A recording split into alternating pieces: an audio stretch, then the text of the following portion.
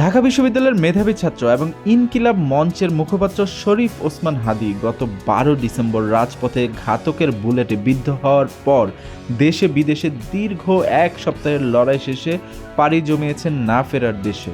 এখন তিনি শায়িত আছেন বিদ্রোহী কবি কাজী নজরুল ইসলামের পাশে, যা তার আজীবনের দ্রোহ ও সংগ্রামের এক অনন্য স্বীকৃতি। শরীফ ওসমান হাদী 1993 সালের 30 জুন ঝালকাঠির নলছিটি উপজেলায় জন্মগ্রহণ করেন। সাধারণ পরিবারে বড় হওয়া এই হাদী শৈশব থেকেই ছিলেন মেধাবী। নলছিটির আলো বাতাসে বেড়ে ওঠা এই তরুণ তার মেধার স্বাক্ষর রেখেছিলেন শিক্ষা জীবনের প্রতিটি ধাপে, যা তাকে নিয়ে আসে দেশের সর্বোচ্চ বিদ্যাপীঠ ঢাকা বিশ্ববিদ্যালয়। বিশ্ববিদ্যালয়ে থাকাকালীন হাদী কেবল পড়াশোনাতেই সীমাবদ্ধ ছিলেন না, বরং সাধারণ শিক্ষার্থীদের অধিকার ও জাতীয় সংকটে সবসময় সোচ্চার ছিলেন। বৈষম্য বিরোধী ছাত্র আন্দোলন থেকে শুরু করে ইনকিলাব মঞ্চের মুখপাত্র হিসেবে তার ভূমিকা ছিল অত্যন্ত বলিষ্ঠ। আধিপত্যবাদ ও শোষণের বিরুদ্ধে তার প্রতিটি স্লোগান ছিল তারুণ্যের প্রেরণা। গত 12 ডিসেম্বর ছিল এক বিষাদময় জুমার দুপুর। রিকশায় যাওয়ার পথে ঘাতকের বুলেটে বিদ্ধ হন হাদী। মাথার এক পাশ দিয়ে ঢুকে যাওয়া সেই বুলেটটি তার মস্তিষ্ককে মারাত্মকভাবে ক্ষতিগ্রস্ত করে।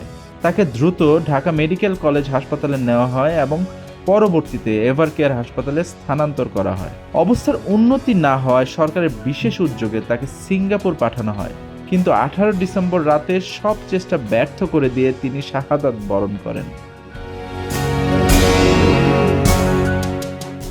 19 ডিসেম্বর সিঙ্গাপুর থেকে তার মরদেহ দেশে আনা হয়। এরপর দিন সংসদ ভবনের সামনে লাখো মানুষের অশ্রুসিক্ত অংশগ্রহণে জানাজা সম্পন্ন হয়। জানাজা শেষে তাকে ঢাকা বিশ্ববিদ্যালয় কেন্দ্রীয় জামে মসজিদের পাশে জাতীয় কবি কাজী নজরুল ইসলামের সমাধির পাশে দাফন করা হয়। বিদ্রোহী কবির পাশেই ঠাঁই হলো সমকালের এই লড়াকু সৈনিকের। ব্যক্তিগত জীবনে হাদী বিবাহিত এবং এক সন্তানের জনক।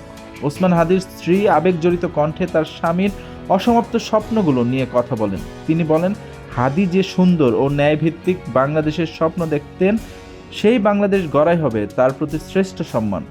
এর আগে হাদী গুলিবিদ্ধ হওয়ার পর তার বোন গণমাধ্যমের সামনে দাবি তুলেছিলেন, কেউ খুন হলে যাতে খুনি পার না পায়, সেই ন্যায় বিচার আমরা চাই। কোনো রাজনৈতিক প্রতিহিংসা নয়, বরং অপরাধীর দৃষ্টান্তমূলক বিচার নিশ্চিত করার মাধ্যমে ন্যায় বিচার প্রতিষ্ঠার আকুতি জানিয়েছেন তার পরিবার। ওসমান হাদী বাংলাদেশের এক লড়াকু প্রতীক।